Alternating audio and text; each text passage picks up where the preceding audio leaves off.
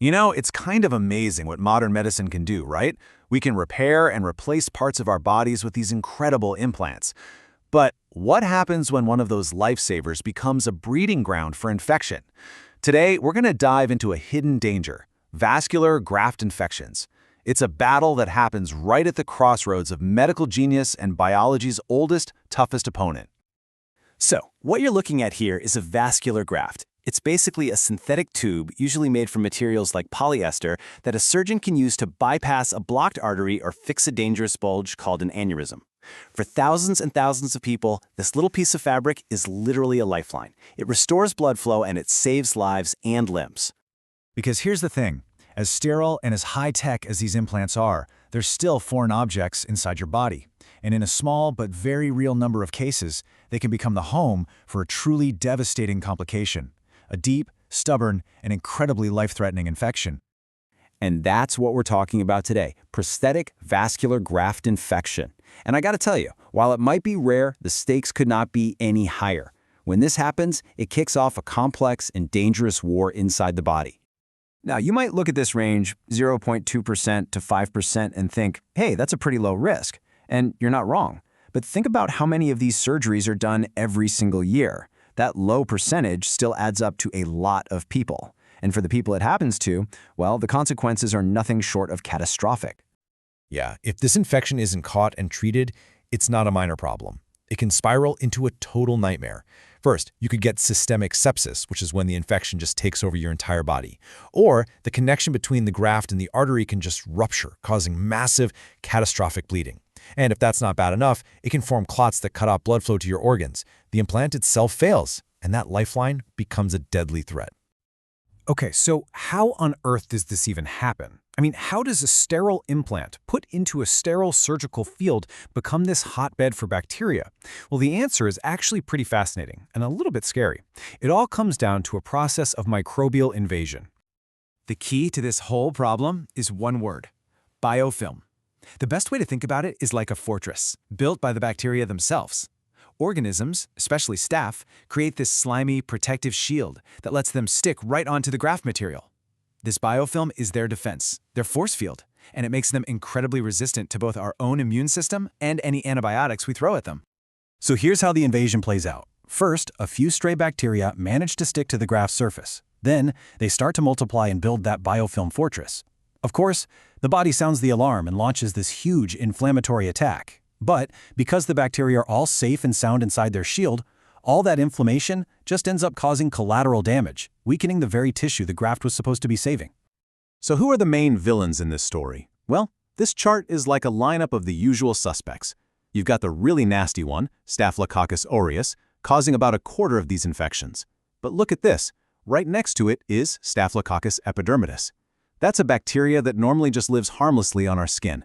It's responsible for another quarter of infections, and these are often the sneaky, low-grade ones that can just simmer for months or even years before they're found. And of course, you've got to talk about the superbugs. MRSA, the antibiotic-resistant version of staph, is a huge concern everywhere. And when it's the cause of a graft infection, well, that just turns an incredibly difficult problem into a monumental medical challenge, because your options for treatment become really, really limited. Okay, so you know who the enemy is. The next challenge is, how do you find it?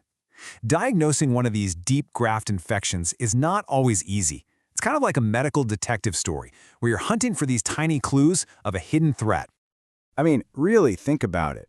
How do you find it? Especially when the infection is buried deep inside the abdomen or the chest, and the patient's symptoms are really vague. Maybe just an unexplained fever or some discomfort. The signs can be so subtle. So, doctors start looking for a pattern, a trail of clues. Some are obvious, like a fever or some redness right over where the graft is. But sometimes it's way more subtle. It could be a tiny little tunnel called a sinus tract that's draining from the old incision. Or, and this is a really dangerous one, a pseudoaneurysm. That's a weak, bulging spot right at the graft's connection point, caused by the infection basically eating away at the artery wall. To actually see what's going on deep inside, they bring in the high-tech gear. A CT scan is usually the first call. It gives them a really detailed look at the graft and the area around it, and they're looking for telltale signs like pockets of fluid or even tiny gas bubbles. Ultrasound and MRI are also super important tools, and each one gives them a different piece of the puzzle. But here's the kicker. After all of our incredible advanced technology, sometimes the only way to be 100% sure there's an infection is for a surgeon to go back in and just look. Yep, operative exploration is still the gold standard for confirming these deep infections. And once that confirmation is made, that's when the surgeon and the patient face one of the most difficult decisions in all of vascular surgery. Now that the enemy is found, the toughest challenge is deciding how to fight it. It's a really profound dilemma. The very thing that's infected is also the thing that's keeping the patient's artery working. So what do? Do you try to save it, or do you take on the massive risk of removing it and replacing the whole thing? On one hand, you have graft preservation. That means trying to clean everything up and save the implant. But that's only an option in very specific situations. Early infections, not too widespread, with less aggressive bacteria, and absolutely no signs of sepsis. But on the other hand, for really invasive infections, or with nasty bacteria, or if the graft is actually eroded into the bowel, there's no choice. The entire infected graft has to come out. So what happens when you have to take it out? You can't just leave a gap in a major artery, right?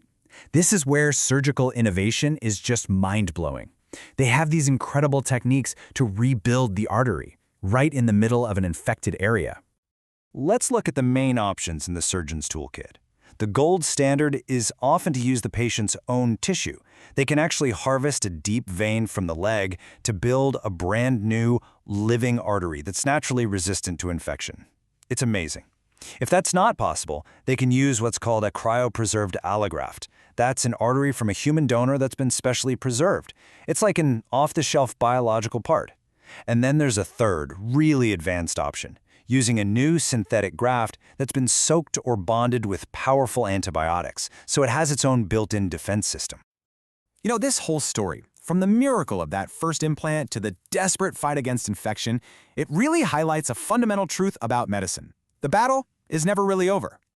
It's this idea that every incredible solution we come up with, like the vascular graft, creates its own new complex challenges. It's this constant push and pull between our technology and the relentless adaptive power of the natural world, especially the microbial world. And that really leaves us with this final, crucial question. As our medicine becomes more and more reliant on these amazing devices, from artificial joints to heart valves to vascular grafts, the challenge of preventing and treating these biofilm infections is only going to get bigger. So how are we going to innovate next to stay one step ahead of an enemy that has had literally billions of years to perfect the art of survival?